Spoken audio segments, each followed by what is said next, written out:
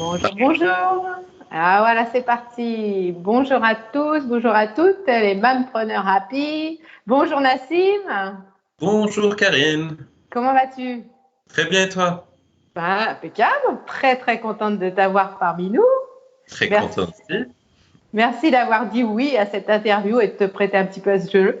Euh, Sympa. Ça fait plaisir. Plaisir partagé. Alors dis-moi Nassim, je vais te laisser te présenter. Qu'est-ce que tu fais dans la vie en fait? Dis-nous tout. C'est une bonne question. Donc, euh, voilà, alors généralement quand on me dit, ben voilà, qui tu es quand tu dois te présenter quelque part, ben je dis, voilà, je suis Nassim, je suis blogueur et consultant marketing Internet. Alors, consultant marketing Internet, ça veut rien dire et tout dire à la fois. Et généralement, quand j'arrive à parler de ça, moi, je suis parti encore pour 3 minutes de conversation. C'est pas grave. Alors ça, c'est ton côté pro. Mais tu vas avoir l'occasion de nous développer ça tout à l'heure en Oui, plus amont. Et puis tu es papa aussi, dis-nous. oui, oui, oui, de deux Ah, garçons, 4 et 6 ans. waouh, ça c'est chaud. 4, 6 ans, c'est bien ça. C'est du sport. Ah, voilà, voilà. Non, bah, c'est bien. Et du coup, c'est tout l'intérêt de l'interview parce que tu sais que on est un petit peu suivi par bah, plutôt des femmes, on va dire quand même, hein, des mampreneurs. Et puis bon, bah, il y a les papas aussi qui s'y mettent et bravo, bravo, Ça bravo. me gêne pas, ça, l'idée même me plaît. Bah, t'as raison, c'est génial. Alors, on va retourner sur le côté pro un petit peu, quoi, parce que Yes. j'aimerais bien savoir le cheminement. Qu'est-ce qui t'a amené justement à faire de l'infoprenariat comme ça? Qu'est-ce Ok. qui, que- Quelle idée t'est venue en tête? Alors, l'idée de l'infoprenariat, c'est quelque chose qui m'intéressait il y a très très longtemps, peut-être, ça doit remonter au début des années 2000, quand on a commencé à parler d'Internet, du potentiel que pouvait représenter Internet, de la vente en ligne, de la manière dont un site Internet pouvait fonctionner un petit peu tout seul et ramener des commandes à la personne derrière. Donc, ça m'avait fasciné. Mais à l'époque, donc au début des années 2000, je terminais mes études, j'avais commencé à avoir mon premier job et les choses se sont plutôt bien passées en entreprise. Donc rapidement, j'ai eu la chance d'intégrer une grosse multinationale allemande et j'ai été promu assez vite dans sa fonction stratégie. Donc c'était super intéressant, super stimulant et j'ai gardé cette histoire d'infoprenariat dans un coin de ma tête. Donc petit à petit, je commençais à mes heures perdues, un peu en mode hobby, à m'intéresser à la création de blogs, à me former un petit peu à la vente en ligne, à prendre voilà, les formations qu'on pouvait trouver à l'époque. Et puis petit à petit, ça commençait à donner des petits résultats. Et voilà, pendant ce temps-là, donc ma carrière évoluait, donc mon temps libre restait très limité parce qu'au boulot, on te confie toujours de plus en plus de responsabilités et c'était très bien parce que l'environnement était super stimulant, j'apprenais plein de choses, mais ça me frustrait un petit peu de ne pas avoir assez de temps pour cette histoire de marketing internet, de blogging, de vente en ligne, parce que ça me passionnait aussi.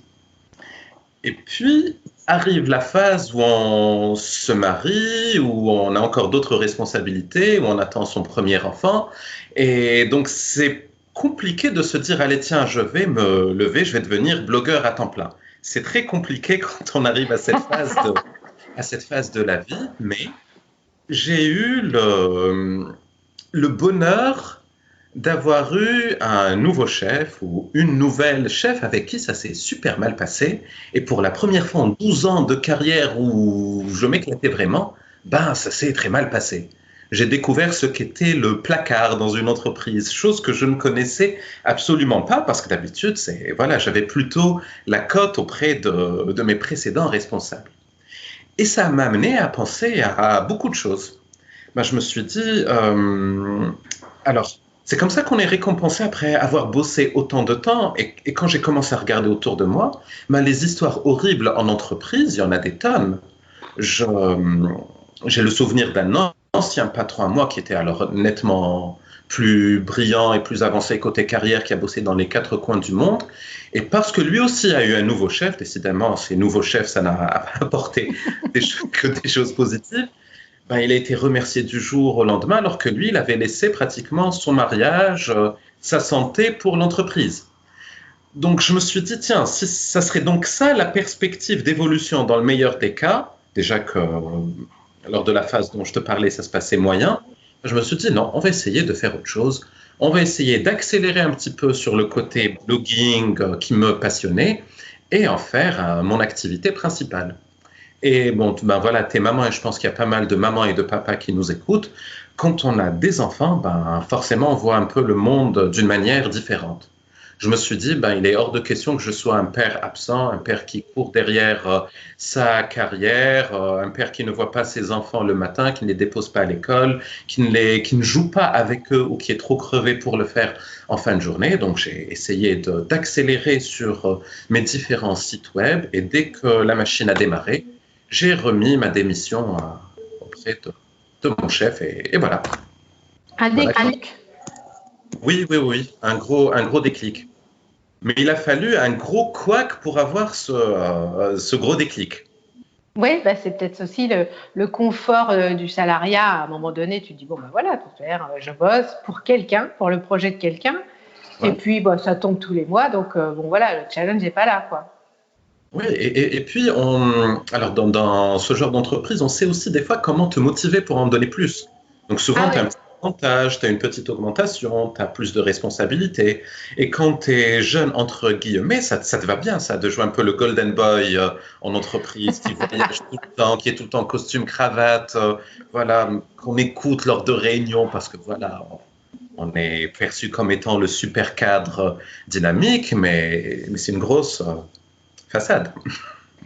Oui, il ne faut pas gratter trop le vernis parce que tu t'aperçois que dessous, c'est pas top. Hein. Ben, tu t'aperçois que tu es en entreprise de 7 heures du matin à 7 heures du soir au meilleur des cas, que tu n'as pas forcément tous tes week-ends parce que tu es en déplacement, que tu donnes ta santé, que tu sacrifies les meilleurs moments de ta vie pour le compte d'une entreprise qui te le rend bien, entre guillemets, qui te le rend correctement en termes, voilà, en termes de salaire peut-être, mais est-ce que la vie n'est qu'un salaire? C'est ça la question que je me suis posée, qu'on peut poser. C'est ça, donc comme tu dis, tu es quand même assidu au boulot, tu rentres à la maison, les enfants sont presque couchés. Oui. En tout cas, tu as loupé au moins le bain, les choses qui sont quand même particulièrement essentielles, enfin je pense, quand ils sont petits. Oui. Mais alors donc, on a bien compris le cheminement, ton déclic, et puis alors du coup, ouais, t'as mis le turbo, t'as commencé à avoir tes premiers revenus en infoprenariat, ça c'est excellent. Ouais. Et puis, mais alors par contre, je sais pas si tu as remarqué, mais malgré tout, quand on est à son compte, même on donne quand même beaucoup d'heures. On est à la maison, certes, mais on travaille quand même. Et moi, ça m'arrive, j'avoue, quelquefois le samedi de déborder, et puis un petit peu le dimanche, vite fait, tu vois. Et comment tu arrives à gérer ça, toi? Est-ce qu'il y a parfois, tu te sens quand même un petit peu débordé entre les enfants, ton business, des échéances du business qu'on a du mal à tenir? Comment tu vois ça, toi? Mais absolument. T'es comme nous. Il n'y a aucun doute là-dessus, et je pense quand on entreprend, quelle que soit la forme de l'entrepreneuriat, il y a des problèmes dont on ne se débarrasse jamais. Parce que voilà, tu auras toujours tendance à vouloir en faire un petit peu plus parce que c'est ton machin que tu es en train de faire grandir. Souvent en semaine, on peut être perturbé par des événements externes ou voilà qui vont nous ralentir et on se dit on doit quand même boucler les objectifs de la semaine. Parfois, on a un petit coup de mou parce que ça nous arrive aussi. On n'est pas infaillible. On peut lire tous les bouquins de motivation, de développement personnel du monde. Il y a des moments où voilà, tu n'as juste pas l'énergie qu'il faut. Mais une fois qu'on sait que ça fait partie des règles du jeu, bon, bah, ça va, c'est pas trop grave. Donc, pour répondre à la question, oui. Donc, tu acceptes, tu es comme moi, il y a des journées où c'est la journée du non, quoi. Il y a pas ça avance pas comme on veut, il faut l'accepter. Bah oui, plutôt que de se cramer en essayant d'insister inutilement, c'est plutôt cool de se prendre un petit break, de recharger les batteries. Et quand on est chez soi, bah alors faut pas que mon épouse m'écoute parce qu'elle pense que je travaille toute la journée. Mais voilà, les occasions de faire des breaks, il y a que ça. C'est clair. Tu vois la petite guitare. Oui, je l'aperçois. je joue moyennement, je chante très faux, mais ça fait du bien de se faire une petite pause parce qu'on est chez soi et qu'on peut le faire. T'as Euh, raison. je vais pas te montrer ma chambre à coucher parce que c'est pas le but de la vidéo, mais quand tu as le petit coup de barre à 1h moins le quart après avoir fini de déjeuner, ben, tu te dis tiens, Relax. pourquoi pas me relaxer? Voilà.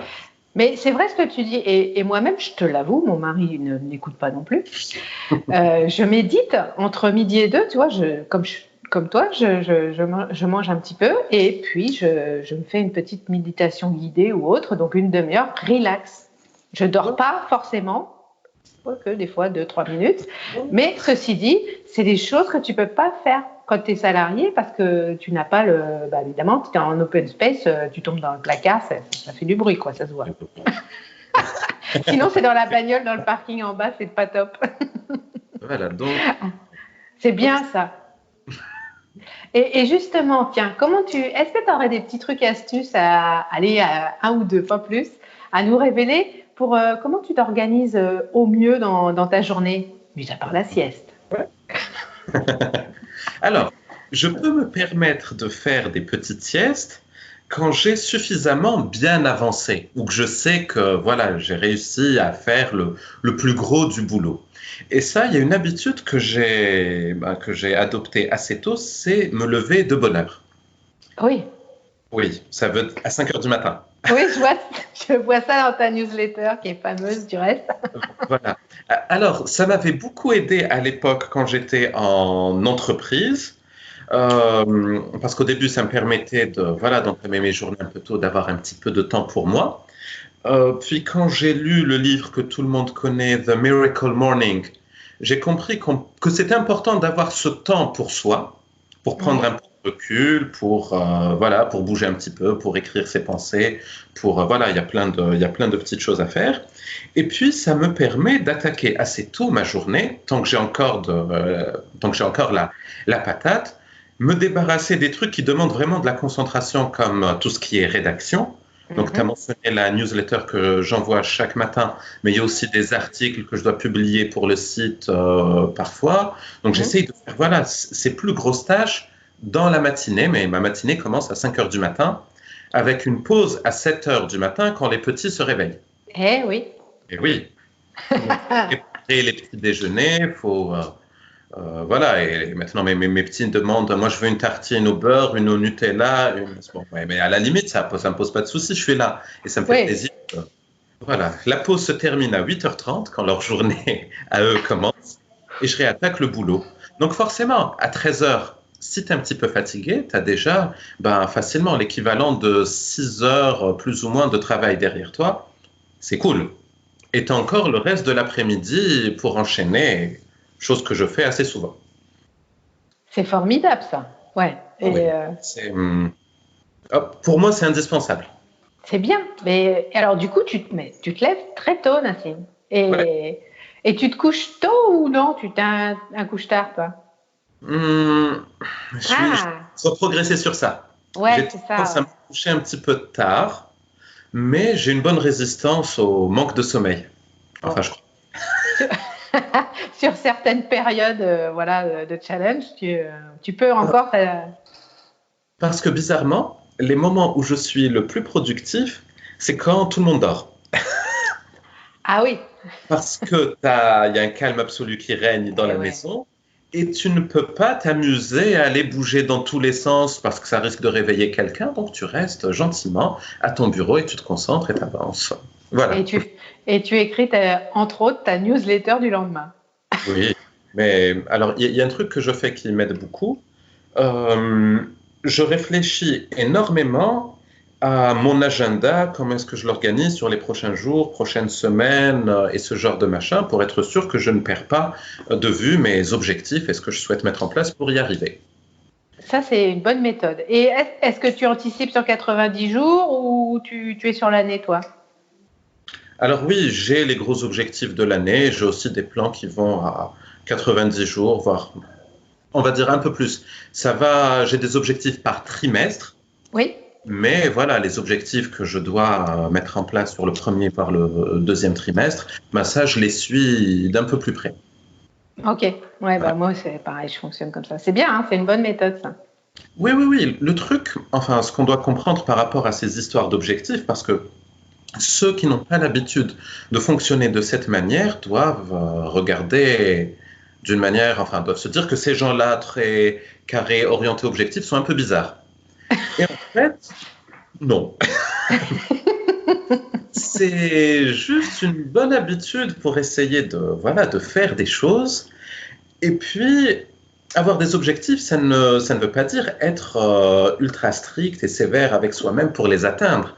Mais ça signifie juste les avoir en tête. Savoir si on est en train de dévier ou pas. Et parfois, on dévie souvent de ces objectifs.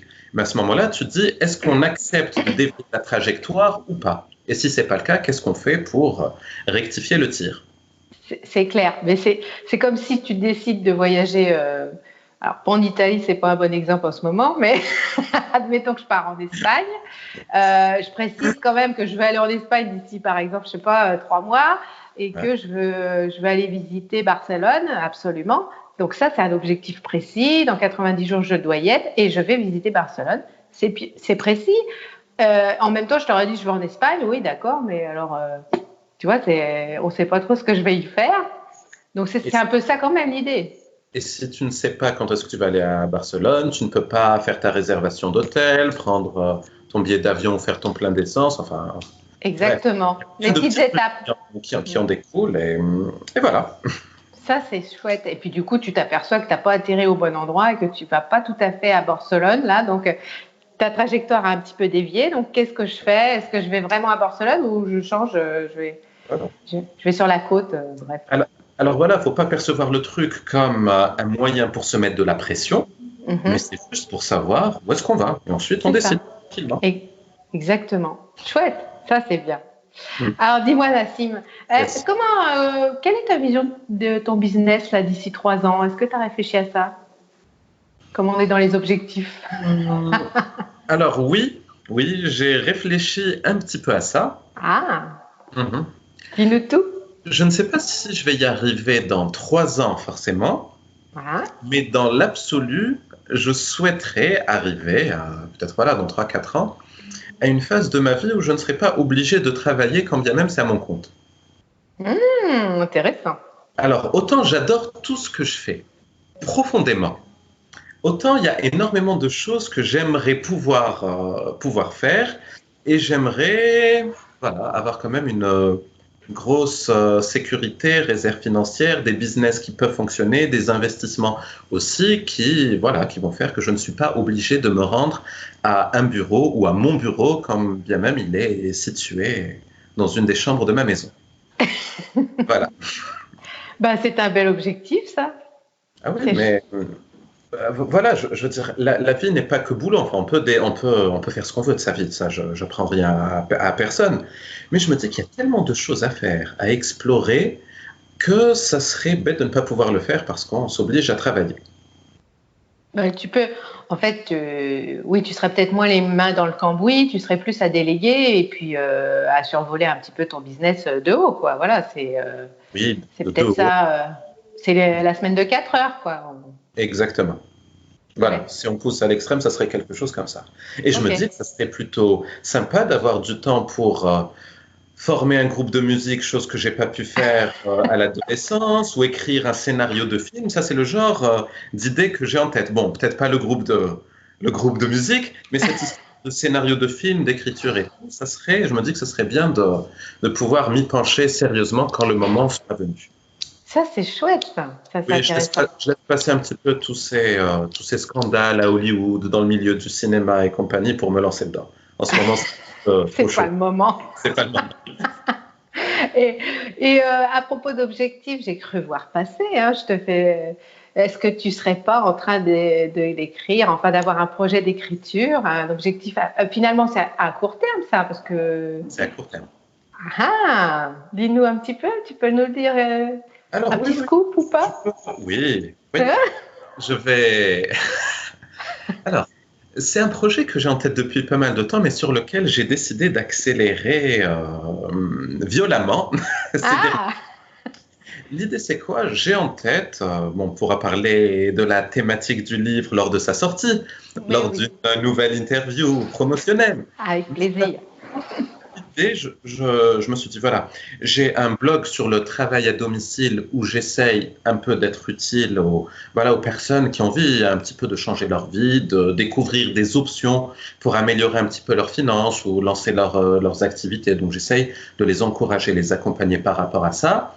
Et j'aime bien ce projet parce que ça me permet d'être utile. Mhm. Même si sur beaucoup de thématiques, ben, je n'ai pas forcément des accompagnements, des formations, des livres à proposer. Non, ça me plaît d'aider les gens. Surtout que la douleur qu'ils peuvent ressentir, c'est quelque chose que j'ai ressenti moi-même quand j'étais coincé en entreprise et que j'étais frustré par la vie que je ne menais pas vu que j'étais coincé en entreprise. Et du coup, ce projet, sans te dévoiler son titre ni son thème, ça s'inscrit un peu dans le même genre d'objectif. Donc, le bouquin que j'ai en tête a pour vocation d'essayer d'être utile, d'aider un maximum de personnes. J'ai pas forcément d'ambition financière derrière. C'est pas vraiment, c'est pas ça l'esprit. Mais je me dis si je peux toucher encore plus de monde et leur apporter un petit quelque chose en plus, ça serait chouette de pouvoir le mener à bien. Bah, c'est tout le mal que je te souhaite, hein, Nassim. Et c'est vrai que quand on fait un livre, faut pas s'attendre à faire en chiffre d'affaires. Ça n'a aucun intérêt. C'est quoi? C'est 20 francs, 20 francs, 20 euros un livre. Je veux dire, voilà, c'est pas. Oui, oui, en plus, je crois que c'est 1 euro que doivent toucher les auteurs par vente. Il y a quelqu'un Mm. qui me disait ça il n'y a pas longtemps. Oui, oui, Euh, c'est pas pour ça que tu le fais. On s'en mais, doute là. mais si je peux apporter une petite contribution positive à ce monde, ouais, pourquoi attendre? Ah ben, on va pas attendre, hein, tu nous dis, hein, dès qu'il est dans les bacs. Hein. Bon, enfin bon, on va en avoir l'occasion d'en reparler. Alors du coup, je comprends que tu es occupé le matin parce qu'il faut écrire un livre, ça nécessite d'écrire un peu tous les jours, un peu beaucoup même, c'est une page ou deux pour faire à peu près, combien tu fais, 500 mots, 1000 mots par jour? Quelque chose comme ça, oui. Ouais, voilà, et puis donc dans 6 mois, ça y est, c'est bon. Pour les vacances? Quelque chose comme ça, oui. Ah non, ne m'en dis pas plus, je sens que... Et alors justement, à propos de ça, est-ce qu'il y a des fois où tu te mets devant ton clavier et puis que tu as plutôt tendance à procrastiner, l'inspiration vient pas. Tu sais, un petit peu comme Stephen King qui se met des heures devant son écran. Peut-être il y a des jours où il ne peut pas écrire. Est-ce que toi aussi, ça t'arrive de procrastiner certains matins? Oui, oui, oui, ça doit arriver. Il n'y en a pas beaucoup, mais alors oui, on peut procrastiner. Il y a des fois ce fameux coup de mou qui peut être lié à la fatigue physique. Mmh. Et des fois aussi, mentalement, on n'est pas bien. Et quand on est entrepreneur, les occasions d'être secoué ne manquent pas. C'est clair. Et au moindre petit couac, au moindre, je sais pas, il peut y avoir plein d'imprévus dans la vie d'un entrepreneur. On se dit, bah, le moral n'y est plus et on passe par des petites phases de down. Ouais. Elles sont petites si on est bien préparé et elles peuvent être longues si on n'est pas préparé à ça. Donc en fait, c'est comme les turbulences dans un avion. On sait qu'il va y en avoir. Le fait de le savoir, ça nous aide à mieux vivre ce moment où on est en zone de turbulence. Par contre, si on ne le sait pas, si on n'est pas préparé à les vivre, c'est sûr que ça va être l'angoisse totale, surtout si on a un petit peu la phobie de l'avion. Sachant que moi-même, j'ai un petit peu la phobie de l'avion, donc j'ai appris à gérer les moments où, voilà, c'est à ces phases de turbulence. Et le truc qui m'a énormément aidé, c'est tout ce qui est lecture de bouquins en rapport avec la motivation, le développement personnel, ou même regarder les vidéos inspirantes qu'on croise sur le web. Je ne dis pas qu'il faut faire ça d'une manière ultra intensive, mais juste avoir des piqûres de rappel régulières, c'est capital. Parce qu'au moment où ça va mal, ben forcément, tout ce qui a été emmagasiné, ben ça ressort d'une manière ou d'une autre. Il y a des moments, surtout ces derniers mois, voire oui, ces derniers mois, tu te dis, mais finalement, est-ce que je fais ça en train de donner les résultats que je veux? Est-ce que j'étais pas mieux dans ma vie d'avant avec mon salaire de cadre et tout? Et ça, c'est dû généralement, ben voilà, à un lancement de produits qui ne se passe pas super bien, un client avec qui on devait signer quelque chose et ça ne s'est pas fait. Donc voilà, il peut y avoir des petits trucs qui vont venir nous titiller notre motivation. Mais quand on a l'esprit que, mais non, l'échec fait partie du jeu. Il faut savoir, l'échec, c'est rester à terre et pas de tomber. Il faut savoir se relever. Quand on entend tous ces messages qu'on a tous croisés sur Internet à un moment ou à un autre, ben forcément, on a tendance à se les remémorer et à aller de l'avant beaucoup plus facilement. Ah, c'est sûr. Et en plus, du coup, ta confiance, ton capital confiance, bah, finalement, ne diminue pas trop parce que tu recharges tes batteries. Peut-être. Moi, j'ai intégré ça dans ma routine du matin. Hein. J'ai toujours des petites phrases pour me motiver. Tu vois, j'ai ma phrase du jour. Je la note tous les matins. C'est la première chose que je fais. Et du coup, ça en découle certaines tâches de la journée parce que du coup, c'est en fonction de l'humeur. Hein. On ne peut pas lutter. Hein. Il y a des matins où Oui, ça ne prémunit pas contre les moments où on n'a pas d'inspiration, on procrastine ou ça va moins bien, mais ça aide à traverser ces phases beaucoup plus rapidement. c'est Et ça. je sais pas, à la base, je suis pas un gars très orienté développement personnel et ce genre de machin, mais force est de constater que quand on s'y intéresse, ben, il y a des choses fabuleuses à prendre. Et ensuite, chacun peut les adapter à sa sauce et ça aide à traverser les moments difficiles, je trouve. Ouais, puis je pense que de passer à l'action justement avec des, c'est bien beau de lire des bouquins, mais moi je pense que c'est hyper intéressant, c'est d'appliquer, tu vois. Ne serait-ce qu'une chose que tu as lue, si tu l'appliques, tu passes à l'action, et c'est ça là, tout l'intérêt, parce que tu te dis, waouh, c'est vrai, ça a l'air bizarre ce truc, mais ça marche. Ben, alors, je sais pas si tu vois le truc derrière moi. Ah oui, c'est ton, Alors, c'est un de mes garçons. En fait, c'est censé être mon petit tableau de bord où, ouais. alors, j'ai en bas, à droite ou à gauche, je sais plus, une phrase motivante que j'aime bien avoir sous les yeux. Puis mes Mhm. petits ont décidé qu'ils voulaient voir leurs photos à la place des trucs que j'étais en train d'afficher. Mais il y a, mais il y a une phrase que j'aime beaucoup en termes de motivation.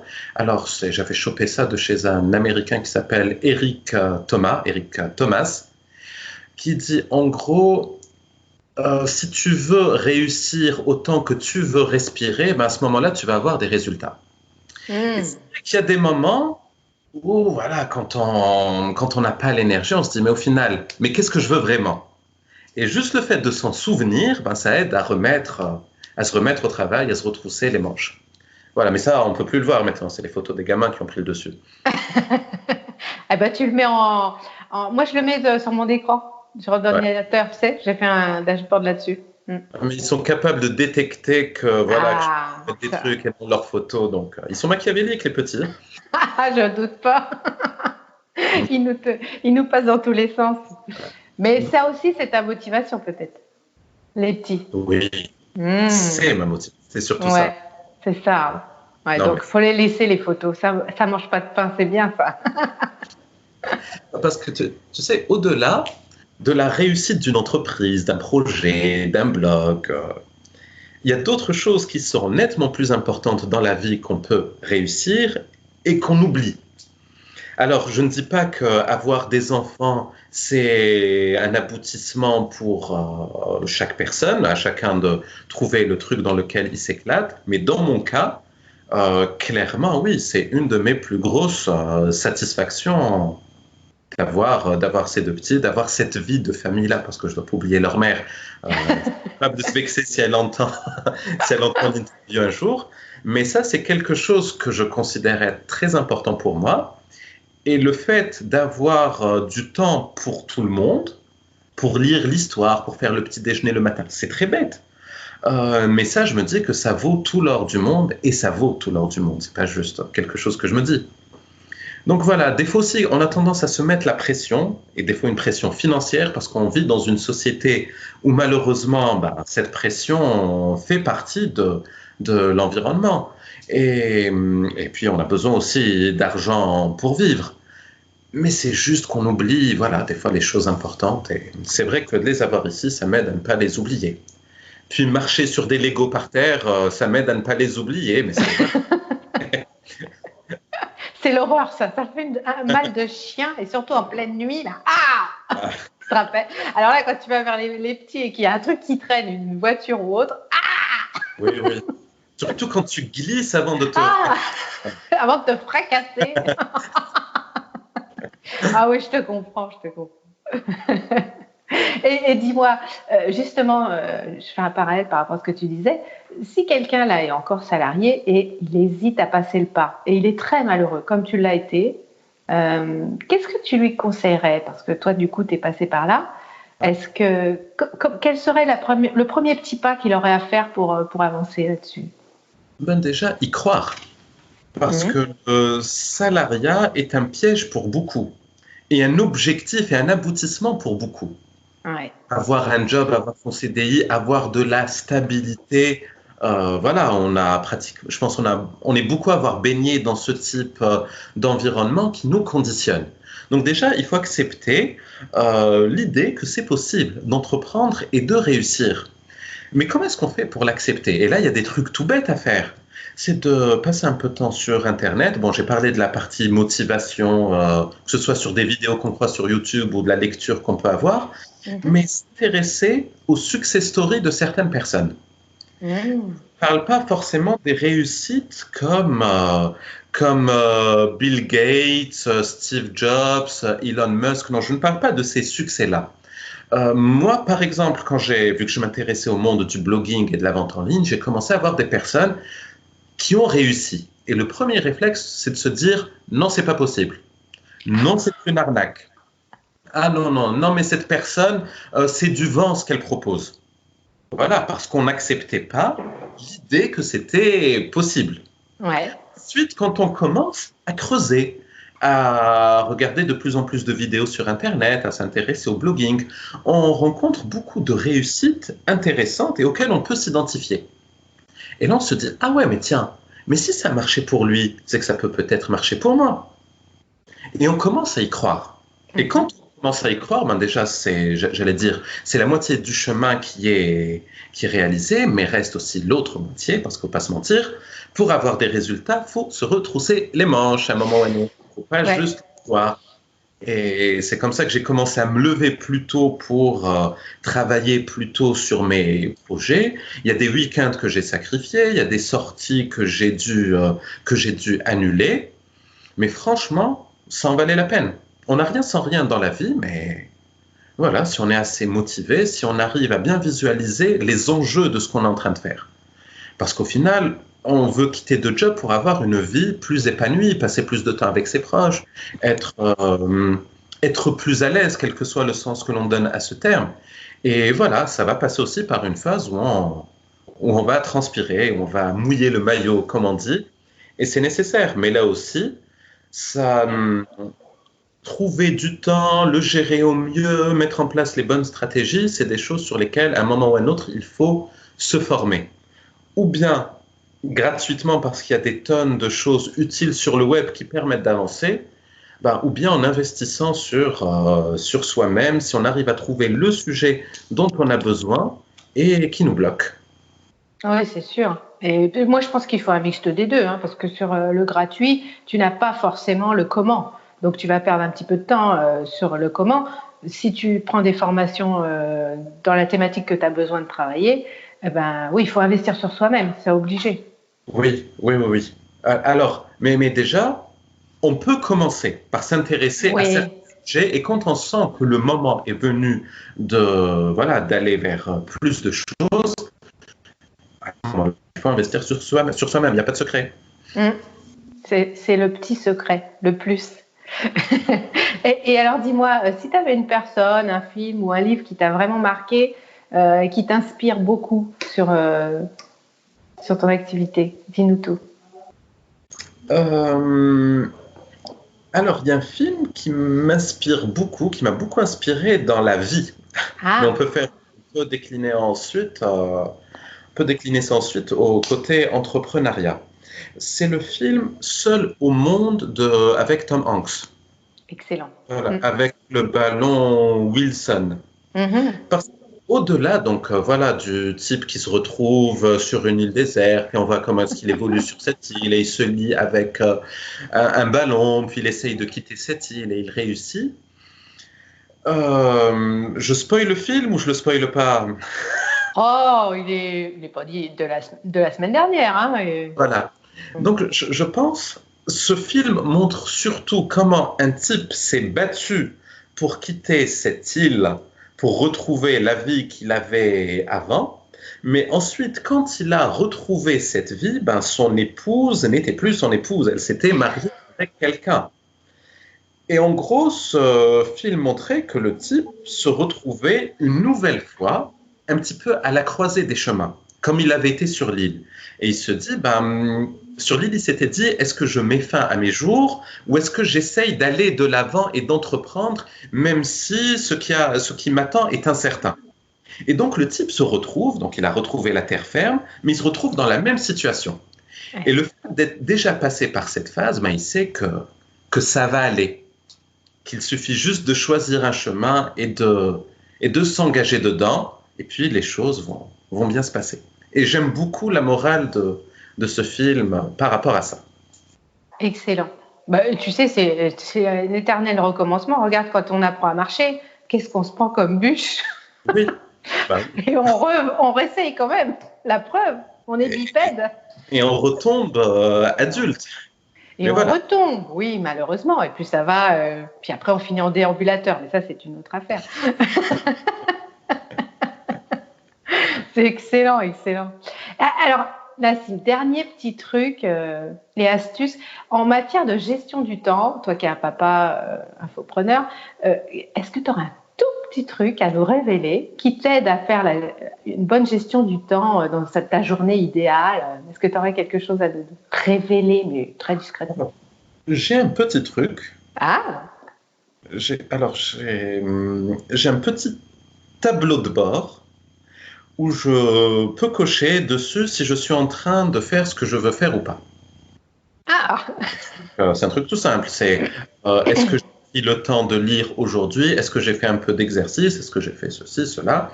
Et ça aide de pouvoir visualiser si on est en train de maintenir ces bonnes habitudes sur la durée.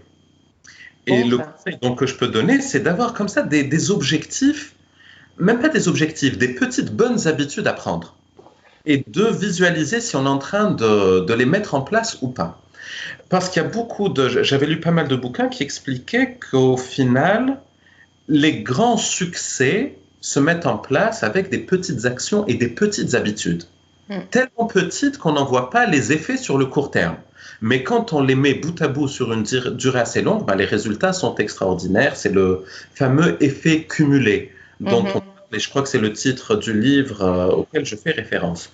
Oui. Donc, moi, je conseille de choisir ben, des petites habitudes.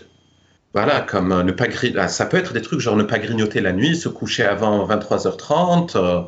Bon, chacun peut mettre les habitudes qui ont du sens pour lui. Mais de visualiser le truc. Est-ce qu'on est en train de les mettre en place ou pas? Parce que quand on visualise le machin, on n'a pas envie de mettre une croix pour dire voilà, j'ai pas respecté ce que je devais faire. Ouais. Et plus on commence à maintenir, à faire voilà les petits trucs, voilà, ça c'est fait, c'est fait, c'est fait, plus on a envie de continuer. Et le challenge, c'est de ne pas briser la chaîne. Ça aussi, c'est quelque chose qu'on trouve énormément dans les bouquins de productivité et autres. Et voilà. Là, bon, j'ai brisé quelques chaînes d'action, mais visualiser ce que je veux mettre en place, bah, ça m'aide. Oui, puis récupérer le lendemain, de toute manière. À la limite, tu dis, ah, aujourd'hui, j'ai pas été bon, mais je vais essayer d'être meilleur le Voilà. lendemain.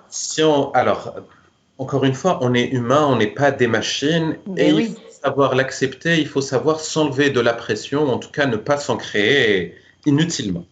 Avoir un moment où ça va moins bien, où on ne fait pas ce qu'on était censé faire, où on craque sur une glace Häagen-Dazs, par exemple, parce que ça fait du bien, ça peut arriver, on est humain. Faire ça 2 fois, ça commence à devenir une habitude. Ah, Et ah. ça, c'est dangereux. Voilà. Voilà le petit truc que j'utilise pour essayer d'être efficace. Mais ça l'est, ce petit truc. C'est les trackers, là, c'est très, très efficace. Moi, je pratique la même chose, tu vois, on n'en a jamais parlé. Mais je dis toujours ça à mes copines, j'ai pas le temps de lire. Ça, c'est le grand truc, j'ai pas le temps de lire. Mais je dis, attends, tu peux lire 10 minutes le matin, 10 minutes le soir. Donc, ton livre, il est plié en 15 jours. Oui. Ah ouais, ça Et pour... du coup, à la fin de l'année, imagine, tu as lu 24 livres. C'est énorme. Et ça passe par la mise en place d'une petite habitude de rien du tout qui donne des résultats géniaux au final. Et c'est ça ton secret, Nassim. Des petites habitudes qui donnent des résultats géniaux. Voilà, c'est ce que j'essaye de faire en tout cas. C'est chouette, non, c'est super. Bah écoute, ravie d'avoir eu toutes ces informations sur toi. C'était très très intéressant. Je suis sûre que les mampreneurs qui vont t'écouter vont avoir capté deux, trois petits trucs, deux petites pépites là. Tu as été très généreux sur ce coup-là. Je te Ah, ça, remercie. ça me fait super plaisir, Karine, à ton service et merci à toi de m'avoir invité. Je t'en prie. Je te réinviterai pour le bouquin. On en reparlera. Ça marche. À bientôt, Nassim. Mais merci beaucoup. Ciao tout le monde. Salut.